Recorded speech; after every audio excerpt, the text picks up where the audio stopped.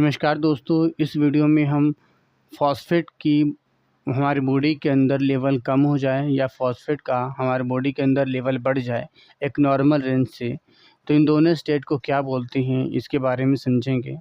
अगर फॉस्फेट का लेवल हमारी बॉडी में कम हो जाता है एक नॉर्मल रेंज से तब हम उसको हाइपोफॉस्फेटेमिया बोलते हैं, और अगर बढ़ जाता है तब हम उसको हाइपर फॉस्फेटेमिया बोलते हैं। इन दोनों के कॉज अलग अलग हैं और इफ़ेक्ट बिल्कुल दोनों के एक दूसरे के अलग है। तो चलिए देखते हैं क्या है।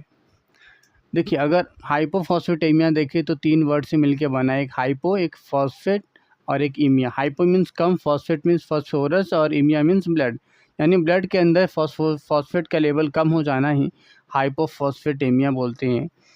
और हाइपर फॉस्फेटेमिया का मतलब है हाइपर मीन्स ज़्यादा, फॉस्फेट मीन्स फॉस्फोरस और इमिया मतलब कि ब्लड, यानी ब्लड के अंदर फॉस्फेट का लेवल बढ़ जाना, ये नॉर्मल रेंज से हाइपर फॉस्फेटेमिया कहलाता है। डेफिनेशन देखें, इट इज़ अ ऐसा कंडीशन है, लो फॉस्फेट ब्लड लेवल कंडीशन है, ठीक है। और ये क्या है, हाई फॉस्फेट ब्लड लेवल, यानी कि इसमें फॉस्फेट का लेवल हाई रहेगा नॉर्मल रेंज से, इसमें फॉस्फेट का लेवल कम रहेगा नॉर्मल रेंज से। इसके कॉज देखें तो हेवी यूज़ ऑफ एंटासिड।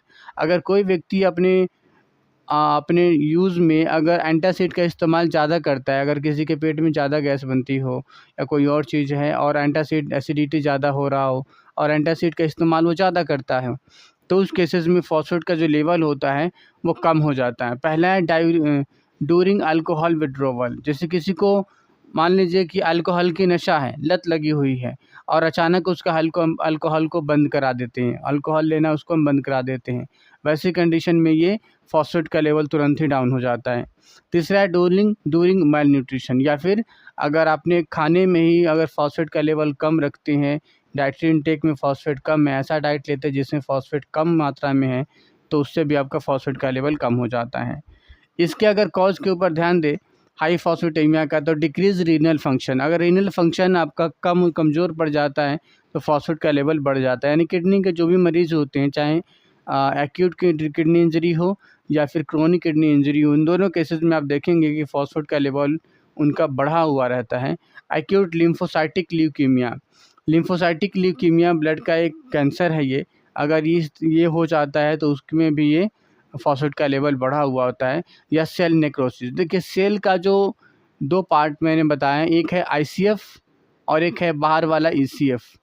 अगर जो फॉस्फेट है ईसीएफ के अंदर ना हो के बल्कि आईसीएफ के अंदर ही फॉस्फेट का जो लेवल है ना या कंसंट्रेशन है ज़्यादा होती है। क्यों? क्योंकि एटीपी का प्रोडक्शन करने में फॉस्फेट का बहुत बड़ा रोल है। तो एटीपी का प्रोडक्शन तो आईसीएफ के अंदर होता है, बाहर तो होता है नहीं है, तो फॉस्फेट ज़्यादा होता है।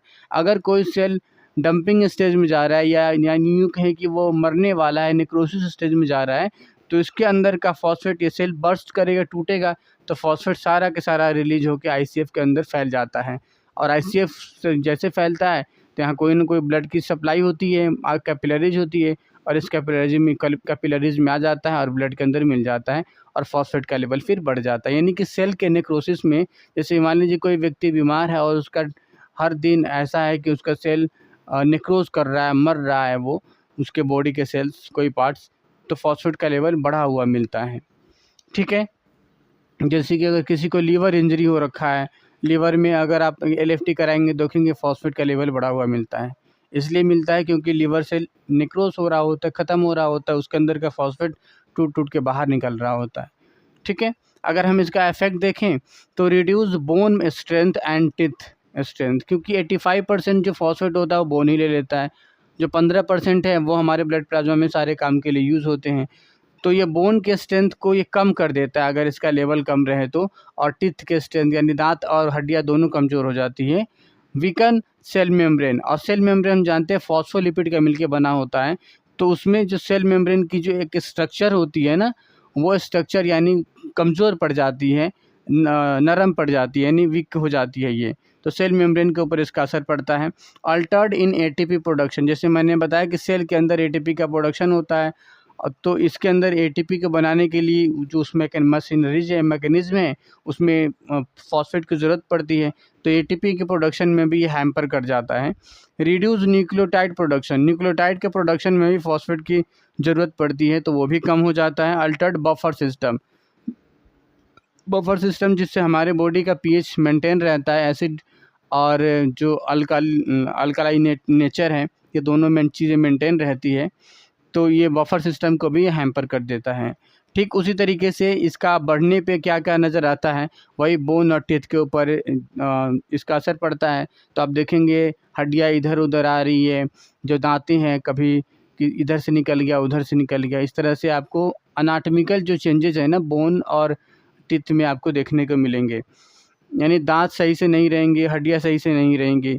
अल्टर्ड सेल मेम्ब्रेन स्ट्रेंथ, जो सेल मेम्ब्रेन का जो स्ट्रेंथ है ये भी कमज़ोर पड़ जाएगा जब हाई होगा, तो अल्टरेशन में आ जाएगी। Altered in ATP production, ATP का प्रोडक्शन अंदर ये कुछ ज़्यादा हो जाएगा, ये ज़्यादा डिमांड करेगा और फाइनली और चीज़ें कम रहेगी, तो ये अल्टरेशन आ जाएगा इसमें भी। इंक्रीज न्यूक्लियोटाइड प्रोडक्शन, जो न्यूक्लियोटाइड होता है उसके प्रोडक्शन में ये बढ़ा देगा और बफर सिस्टम है इसको भी अल्टर कर देगा जो इसमें है ये, यानी कि इसका जो भी होता है इसका उल्टा हो जाएगा ये। ठीक है, तो इस तरीके से आपका हाइपोफॉस्फेटेमिया और हाइपर फॉस्फेटेमिया, ये दो टॉपिक है यहाँ पे कवर होते हैं।